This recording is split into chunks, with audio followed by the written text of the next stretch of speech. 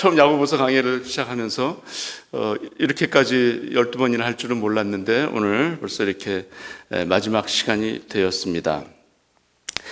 자, 야고보서, 예수 그리스도의 육신의 동생인 야고보가 저자지 않습니까? 야고보의 별명이 여러분들 첫 시간에 제가 알려드렸었는데 기억나시나요? 무슨 무릎이라고 그랬죠? 네, 낙타 무릎이라고 그랬잖아요. 낙타 무릎이라고 붙여진 이유가 뭔지도 설명을 드렸었는데 왜 그랬죠? 그렇죠. 무릎 꿇고 기도를 많이 했기 때문에 낙타 무릎이라는 그런 별명이 붙었습니다. 자, 우리가 살아가면서 크고 작은 고난을 경험하지 않습니까?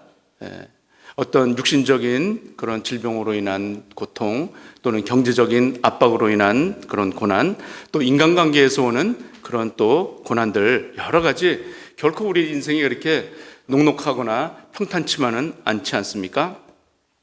이러한 고난 속에서 성도들이 과연 어떻게 반응을 해야 되는 것인가? 바로 오늘 야고보서 이제 마지막을 장식하면서 야고보 기자가 하는 얘기는 딱 두 가지에 대해서 저희들에게 권면을 하고 있습니다. 두 가지 키워드 오늘 기억하시기 바랍니다. 바로 인내와 기도예요. 인내하는 자는 기도하게 되고 기도하는 자는 인내하게 되어 있지 않습니까? 바로 야고보가 낙타 무릎이 될 수 있었던 것은 그의 믿음을 갖다가 여러 가지로 저울질했을 것이고 참 달아보지 않을 수가 없었을 거예요. 육신적으로 형인 그런 사람이 자기가 신이라고, 내가 길이요 진리요 생명이니 나를 따르라고 그러는데 이게 도대체 이해가거나 어떻게 이 사람을 내가 하나님이라고 그 인정하기까지 이 야고보의 내면의 갈등은 굉장했을 거예요. 그 예수 그리스도가 비록 자신의 육신적인 형이지만 이분이 진정한 메시아고 그리스도고 이분이 하나님의 아들이라는 것을 인정하기까지 야고보는 무던히 속에서 내적인 그 갈등과 또한 그것을 인정하기까지의 기도의 시간이 야고보는 있었던 거죠. 이러한 자가 바로 오늘 저희들에게 당부하고 있는 것이 바로 다름 아닌 성도들이 고난을 당할 때 인내하고 기도하라. 이 두 가지를 말씀하고 있고요. 그리고 또 한 가지 얘기하고 있는 것이 맹세하지 말아라. 무엇을 두고서도 이 땅에 있는 것을 두고 맹세하지 말아라 라는 그 얘기를 하고 있습니다.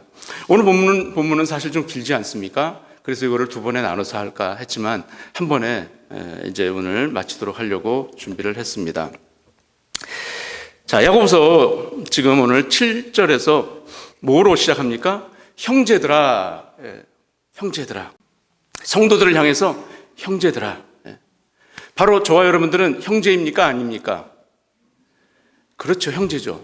비록 육신적으로 피를 나는 형제는 아니지만 누구의 피를 우리는 나눠 가졌습니까? 예수 그리스도의 보혈을 저와 여러분들은 서로 같이 나눠 가지고 있는 형제, 친형제보다도 더 우리는 끈끈한 그러한 우리는 형제지간인 것입니다. 자, 그러면서 주님이 다시 오시기까지 길이 참고 인내할 것을 이제 말씀하고 있는데요. 누구에 대한 비유를 들고 있습니까? 누구를 들어서 비유를 하고 있어요? 농부. 여러분들 혹시 농부의 자식으로 태어나신 분 있으신가요?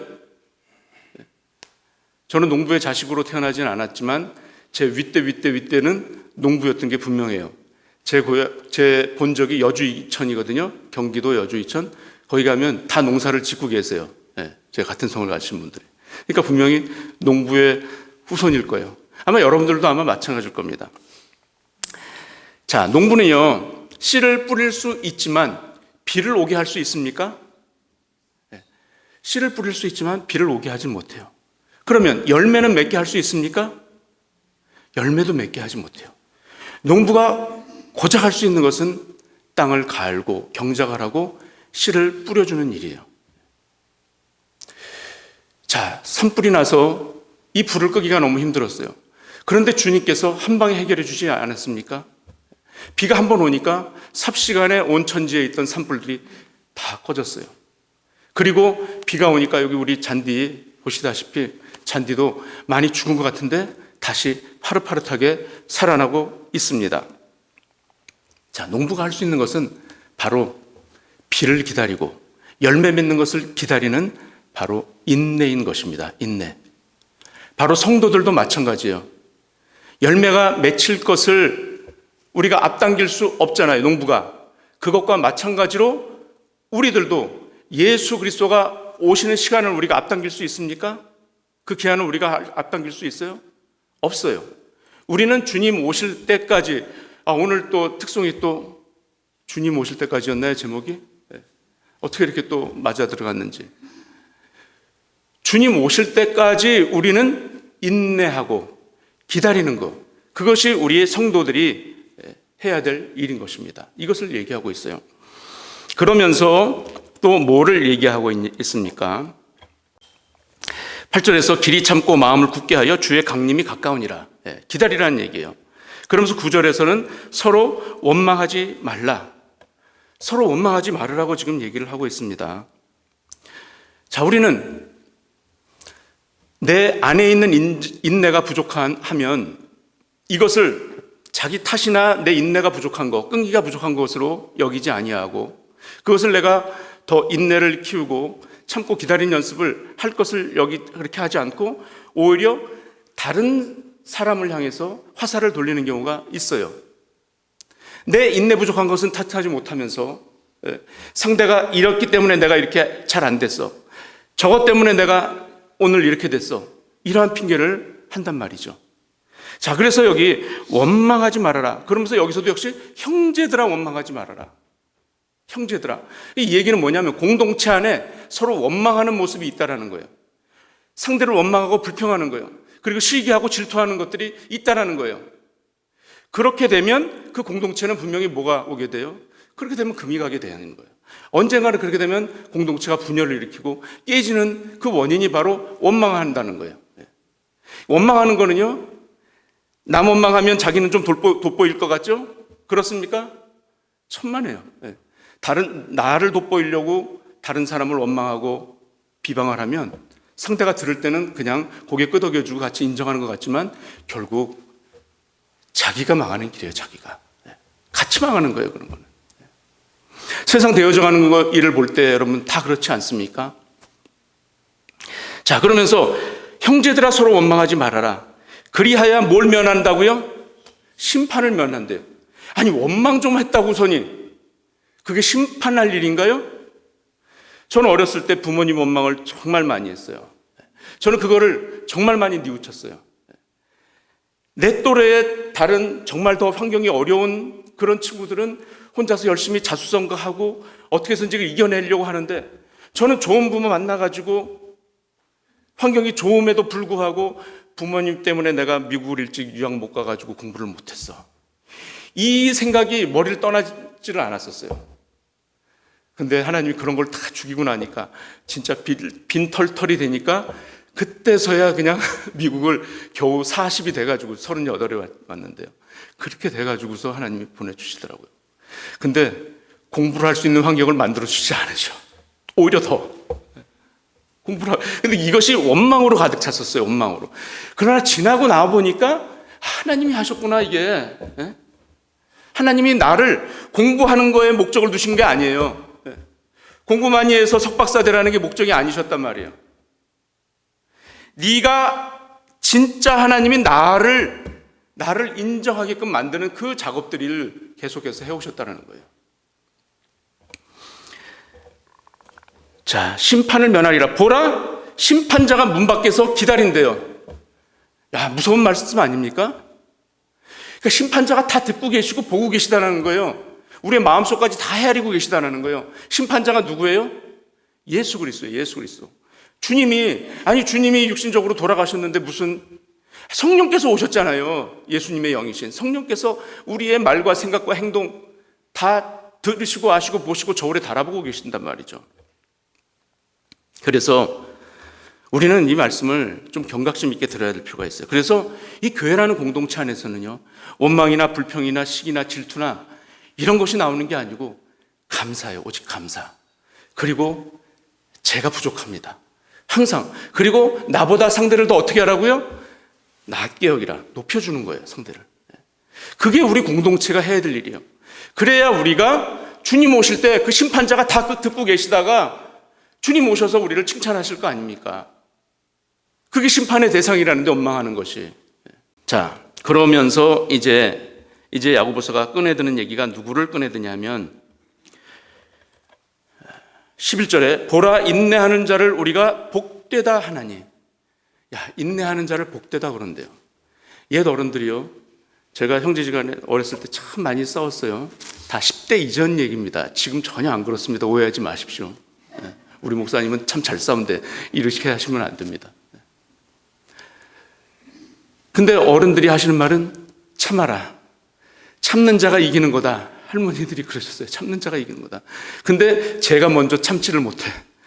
항상 전 뒤끝이 길었어. 뒤에 가서도 계속 그냥 궁시렁. 그러니까 더 혼나더라고요. 근데 진짜요, 참는 자가 복을 받더라고요. 참는 사람이 복을 받아요.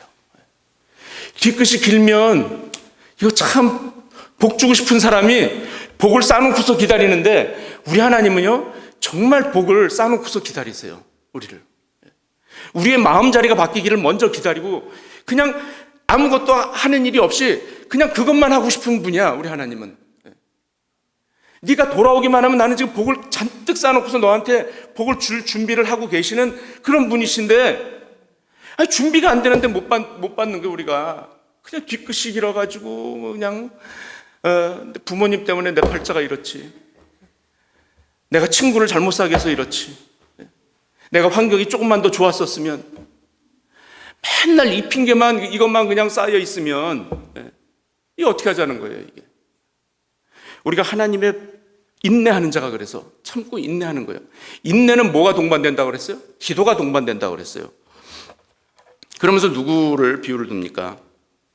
인내하는 자를 우리가 복되다 하나니 너희가 욥의 인내를 들었고 주께서 주신 결말을 보았거니와 주는 가장 자비하시고 긍휼히 여기시는 자신이라. 아멘입니까? 네. 우리 주님은 욥을 보시면 알잖아요. 욥이 그 말할 수 없는 고통을 다 당했잖아요. 부인이 죽고 아들이 죽고 자녀가 죽고 그 모든 것이 그냥 다 날아가고, 죽지 못해서 그냥 욕창에 나가지고 그 기와장으로 얼마나 간지러우면 그걸 갖다가 계속 긁고 앉아 있었잖아요. 몸에서는 진물이 나니까 개들이 와가지고 그 진물을 핥고 있고. 이런 고난 속에서도 욥은 하나님을 원망하지 않았다는 거예요. 그러면서 주님이 언젠가는, 주님께서 아시니까 주님이 회복시켜 주실 것이다, 이것을 갖다가 계속 인내하면서 욥이 기다렸잖아요. 그랬을 때 그 결말이 어떻게 됐어요? 이전보다도 더 큰 복을 욥이 받았잖아요. 결말을 우리는 안다라는 거예요. 그래서 우리들에게도 똑같이 지금 그 고난이 왔을 때 오래 참고 본을 받으라는 것입니다. 자, 이 고난은요, 우리 삶의 패러다임을 바꾸는 게 고난이더라고요. 보니까 패러다임을 바꾸는 게 고난이에요. 미래를 바라보면서 현재에 우리에게 닥친 것을 대하는 우리의 태도가 바뀌어지는 거예요.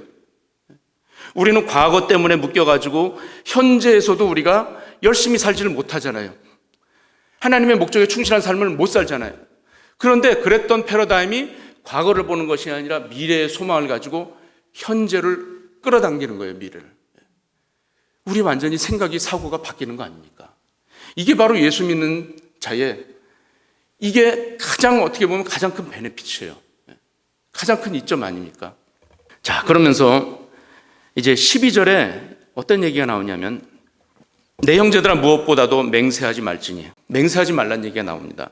여러분들 맹세 많이 하셨습니까? 살아오시면서 어렸을 때 아이들이 뭐 딱지치기 하다가 딱지 좀 꺼줘, 다 잃어놓고서 꺼줘, 그러면서 네가 어떻게 나한테 딱지 줄 줄 알고, 아, 걱정하지 마, 나 우리 집에 딱지 많아. 그러면서 어떻게 믿어? 아, 내가 하늘 두고 맹세할게. 내가 갚은 거 도로 줄게. 걱정하지 마. 이자까지 해가지고 줄게. 맹세 많이 한단 말이죠. 혹시 여러분들 중에 보증을 써보신 분 계십니까? 자, 무엇을 두고도 하늘이나 땅이나 뭘 가르칩니까?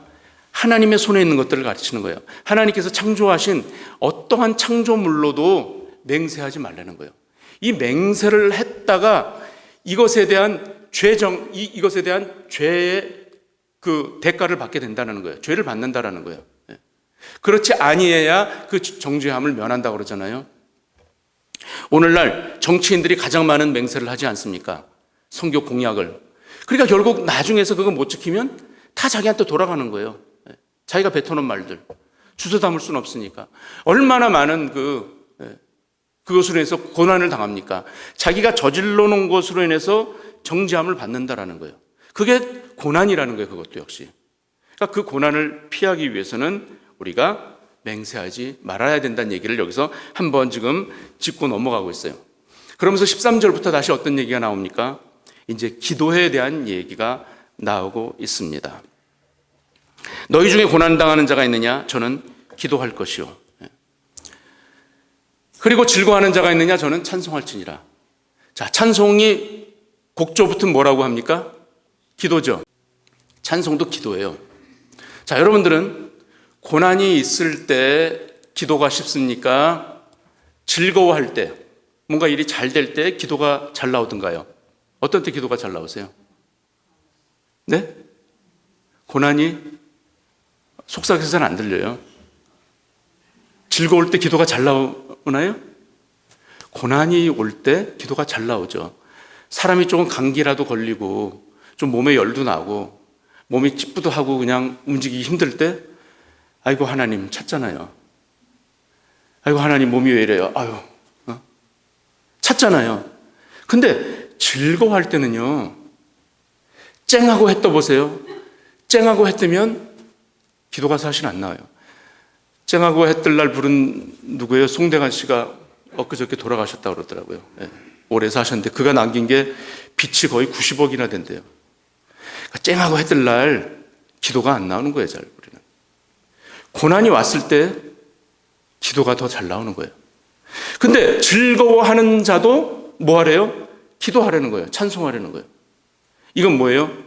기도의 경지가 그만큼 올라가는 걸 얘기하는 거예요.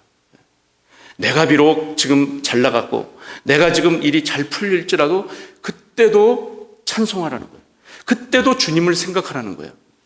내가 힘들고 어려울 때 고난받을 때만 주님을 생각하라는 게 아니고 내가 즐거움에 겨울 때도 너무나 일이 잘 풀릴 때도 그때도 우리는 기도해야 될 줄로 믿습니다. 자, 그러면서 너희 중에 병든 자가 있느냐? 여러분들 중에 지금 병드신 분이 계십니까?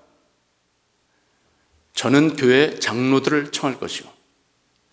자, 장로는 누구를 얘기합니까? 교회 중직자 분들을 얘기하죠. 그리고 장로님만 얘기하는 것이 아니라 목사, 장로, 여러분들 중직자를 얘기를 하는 거예요. 그분들에게 청하라, 알리라는 거예요. 알리라는 거. 그런데 우리 신앙인들은요, 대부분 특히 오히려 신앙의 연륜이 많고 내가 중직자인데 우리 식구 중에 누가 아파. 그럼 이걸 갖다가 선뜻 오히려 더 잘 내놓든가요? 교회에 알리든가요? 잘 안 알려요. 왜 그럴까요? 우리 권사님 고개를 절레절레 안 내놓는다고 그랬는데 왜 그러셨어요? 네. 알리면 오히려 창피를 당할까 봐. 아니 믿음이 좋다는데 병이 났대? 이런 얘기 혹시라도 들을까 봐. 그렇습니까? 그렇게 못되게 그걸 갖다가 듣는 분들이 우리 중에 계십니까? 아무도 없어요. 아무도 없어. 네. 아주 몸이 많이 아프고 아파서 견디다가 못해가지고 의사도 다 찾아보고 안 되면 그때서야 목사님 저 죽게 생겼어요. 기도해 주세요. 그렇게 나오더라고요, 대부분. 근데 처음서부터 병든 자가 있으면 교회 장로들 초청해서 기도를 부탁을 하는 거예요. 그들은 주의 이름으로 기름을 바르며, 기름을 바른다는 건 뭡니까? 아프니까 이렇게 씻겨주고 머리에다가 이 구루마라도 좀 이렇게 발라가지고 뺀질하게 좀 안 아프게 좀 해주라는 겁니까? 여기서 기름은요, 감람유를 얘기하고 있습니다. 그 다음 넘겨줘 보세요. 감람유는요, 이스라엘 오래전서부터 치료와 회복의 의미로 이 감람유가 쓰이지 않습니까? 감람나무를 다른 말로 뭐라고 그럽니까? 감람나무가 다른 말로 무슨 나무예요? 저희 교회도 세 그루나 있잖아요. 그렇죠. 올리브유예요. 올리브. 올리브유를 구약시대 때부터 상처가 났을 때 바르기도 하고, 그리고 또 몸 속에 복통이 났을 때 어떤 지사제나 설사제로도 이 감람유를 쓰기도 했어요. 이것은 어떤 그냥 의식적인 게 아니에요. 그리고 제자들이, 예수님께서 제자들을 내보내가지고 이들에게 전도 명령을 했을 때 이들이 귀신을 내어 쫓는 거예요. 그리고 많은 병인들에게 기름을 발라 고치지 않았습니까? 이때도 바로 감람유를 얘기를 하는 거예요. 올리브유를 얘기했던 거예요. 올리브유가 그래서 식용으로도 몸을 낫게 하고 또 몸의 상처 부위에도 썼다라는 거죠. 그리고 이사야서에서는 그 당시 이스라엘 백성들의 그 고난상을 바로 그렇게 압제당하고 핍박당하는 그 고난상을 지금 뭐에 비유하냐면 기름을 발라서, 감람유로 발라서 너희들의 그 마음을 치유해라, 이렇게도 얘기를 했던 거예요. 바로 이것은 무엇을 얘기하냐면, 오늘날 어떤 사람들은 믿음이 너무 좋아, 나는 믿음이 너무 좋다라고 생각을 해요. 그래서 병원에도 안 가시는 분들이 있어요. 난 기도하면 나. 이거는 주님의 어떤 그 방법이라든지 뜻을 굉장히 왜곡하는 거예요. 자신이 믿음이 좋다라고, 이것은 자신을 너무 과대평가하는 것이죠. 주님께서 여기서 지금 감람유를 바르라고 하는 게 뭐예요?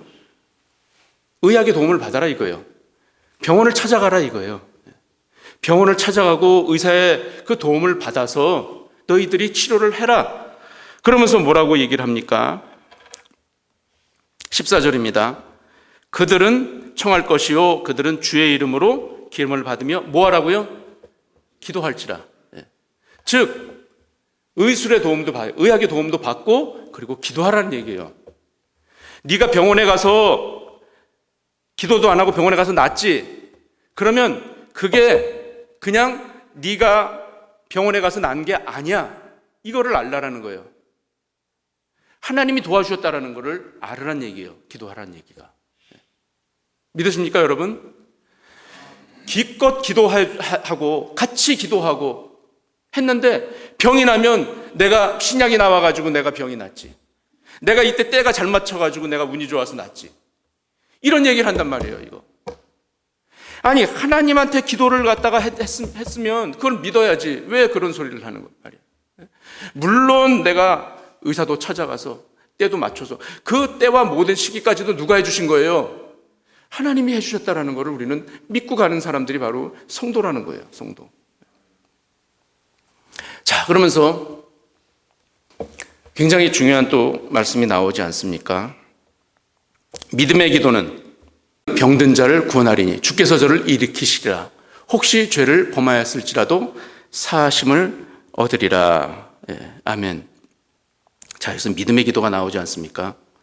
믿음의 기도는 그냥 막연하게 우리가 어떤 소망을 가지고 하나님 저 병 낫게 해주세요, 병 낫게 해주세요, 치료해 주세요, 이렇게 어떤 주문 외우듯이 하라는 그런 게 아니에요. 반드시 하나님께서 나를 낫게 해주실 것이다, 그런 확신을 가지고 기도하는 것이 믿음의 기도예요. 그래서 이 병에 대한, 병 낫는 것에 대한 나에게 확신을 준 말씀이 있습니까 여러분? 그럼 그 말씀 가지고 기도하는 거예요. 하나님은 우리의 육신의 병이 고쳐지기 이전에 먼저 우리의 심령의 이 죄를 해결하기를 먼저 원하시는 분인 것을 믿으시기 바랍니다. 믿음이라는 거는요, 우리가 진짜 믿음은 100%지 100%가 아니면 믿음이 아니라는 거예요. 100% 믿지 않으면 100% 그건 뭐예요? 100% 가짜인 거예요. 단 10%만 내 생각이 들어가도 그것은 뭐예요? 믿음이 아니라고 성경은 말씀하고 있어요. 주님께서 원하시는 믿음은 온전한 100% 우리의 믿음을 요구하시는 거예요. 그러니까 기도해놓고 어떤 분들은 아니 내가 기도했는데 왜 병이 안 나죠? 내가 그렇게 열심히 기도했는데 왜 병이 안 나요? 내가 교회에다가 그렇게 많이 그냥 물질도 갖다 바치고 헌금도 많이 하고 봉사도 많이 했는데 왜 제가 기도했는데 왜 병이 안 납니까? 자, 병을 고쳐주고 안 고쳐주고는 누구 소관이에요? 하나님 소관이에요. 하나님의 주권을 우리가 인정해야 되는 거예요. 그것을 안 하고 내가 이렇게 열심히 기도했는데 나의 한 것에 대한 보상을 받으려고 하는 것이 우리의 믿음이 돼서는 안 된다라는 것이죠. 자, 16절에서 그래서 굉장히 아주 엄청난 지금 말씀이 나오고 있습니다. 뭡니까? 이러므로 너희 죄를 서로 고하며 병 낫기를 위하여 서로 기도하라. 의인의 강구는 역사님이 많으니라. 아니, 지금 병 얘기를 하는데, 병 들어가지고 아파 죽겠어서 기도하라는 것까지 이해를 하는데 갑자기 이해가 가지 않는 말씀을 하고 있어요. 너희 죄를 서로 고하며. 지금 청에서 지금 같이 기도를 하고 있잖아요. 그러니까 거기에는 기도를 원하는 대상자뿐만이 아니라 그 기도를 해달라고 부탁드렸던 사람까지 다 같이 모여 있는 거예요. 그러면서 너희 죄를 서로 고하고. 그러니까 병이 들은 사람뿐만이 제가 지금 이런 죄가 있습니다라고 고하는 게 아니고 같이 함께 기도하는 사람들의 죄도 같이 얘기를 하라는 거예요. 고하라는 거예요. 그러면서 병 낫기를 서로 기도하라. 이게 뭡니까? 뭘 가르치는 거예요? 바로 하나님과 우리와의 관계가 어떻게 되어 있느냐, 그걸 묻는 거예요. 네가 속에 지금 어떠한 그 죄가, 근데 병이 들면 이상하게 사람이 겸손해지기도 하지만 더 완악해지는 분들도 있어, 보면 반대로. 그럼 뭐예요? 점점 더 교만해. 왜 나한테 이런 시련을 주냐고 더 교만해지는 분들도 있어요, 반대로. 이런 것을 먼저 내려놓는 거예요. 제가 정말 잘못했습니다. 뭘 잘못했냐? 하나님, 제가 너무나 교만했습니다. 제 잘난 맛에 살았습니다. 제가 먼저 회개합니다. 그랬을 때, 그렇게 기도를 청해 주셔서 감사합니다. 저도 성도님을 위해서 정말 기도하겠습니다. 저 역시 죄가 많은 죄인이었습니다. 저도 남들이 아플 때 기도하지 못했고요. 상대가 아플 때 싸매주지 못했고요. 그저 저는 제가 잘나서, 제가 건강해서 건강한 줄 알았습니다. 이러면서 서로 죄를 고백하는 거예요. 그랬을 때 하나님이 우리의 기도를 들어주신다라는 거예요. 그게 의인이지 딴 게 의인이 아니에요. 지금 병든 자가 의인이라는 것이 아니라 내 죄를 고백한 이 사람이 바로 의인이라는 거예요. 의인. 그랬을 때 의인의 간구는 어떻다고요? 역사가 일어난다는, 역사가. 역사도 그냥 역사가 일어나는 게 아니라 크게 일어난다는 거 믿으십니까? 우리의 죄를 먼저 고백하는 거. 이게 중요해요. 하나님하고 나와의 1대1의 인격적인 관계. 자, 그러면서 또 성경에서, 구약에서 한 사람을 또 끄집어냅니다. 누굴 끄집어냅니까? 엘리야. 엘리야가 어떤 사람입니까? 엘리야는 구약의 선지자 중에서 정말 대단한 선지자예요. 엘리야가 그 아합 왕과 그 누구죠? 이세벨. 얼마나 이들이 그 백성들을 괴롭히고 북이스라엘 백성들을 갖다가 고열을 빠른 사람들입니까? 이들이 뭐를 갖다가 강요했어요? 이스라엘 백성들에게 우상 숭배를 강요했잖아요. 뭘 강요했어요? 무슨 신상을 섬기라고? 바알 신상을 섬기라고. 바알을 섬기라고. 바알을 왜? 근데 우리가 보통 비가 와달라게 하고 기도하는데 엘리야는 여기서 뭐래요? 비를 오지 않기를 간절히 기도했대요. 이것도 도대체 무슨 말이야? 비가 오지 말기를. 당시 아합과 이세벨이 바알을 갖다가 이스라엘 백성들에게 섬길 것을 강요했지 않습니까? 바알이 무슨 신이라고 그래요? 그들은 풍요의 신이라고 그러잖아요. 비의 신이라고 그러잖아요. 그러니까 바알을 섬기면 비가 올 거다, 풍년을 줄 거다. 그래서 바알에게 섬기라고 그랬잖아요. 근데 엘리야는 오히려 비를 오지 않게 기도했어요. 결국 뭐야 한 거예요? 바알이 가짜 신이다라는 걸 갖다가 보여주기 위해서 그러는 거예요. 그래서 이 엘리야가 그 갈멜산에서 어떤 저기들입니까? 바알 선지자들 450인과 싸워서 1대 450으로 싸워서 이기지 않았습니까? 자, 그 뒤로 또 다음에 이제 이기고 나서 비가 오지 않았습니까? 엘리야가 이렇게 엄청난 사람이에요. 기도했을 때 하늘을 닫게 하고 하늘을 연 선지자가 엘리야예요. 그런데 성정이 우리랑 똑같대요. 뭘 얘기한 거예요? 엘리야가 대단한 사람이라 그런 것이 아니다. 엘리야도 너희들이랑 똑같은 사람인데 기도했기 때문에 그런 능력이 나타나는 것을 지금 야고보가 얘기를 하고 있는 거예요. 엘리야가 그렇게 엄청난 일을 했잖아요. 바알 선지자들과 아세라 선지자 400인들과 총 850대 1로 싸워서 이긴 사람인데, 나중에 이세벨이 자기를 죽이려고 쫓아온다니까 어디로 도망을 가요? 부엘세바에 있는 광야로 도망을 가가지고 거기서 로뎀나무 밑에서 죽기를 바라잖아요. 죽기를. 로뎀나무가 여러분들 어떤 나무인지 아세요? 저 리들락 사마에 가면 볼 수가 있어요. 이스라엘하고 똑같은 위도예요.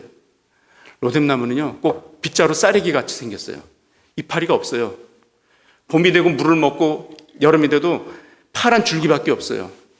이파리가 없으니까 뭐가 없어요? 그늘이 없어요.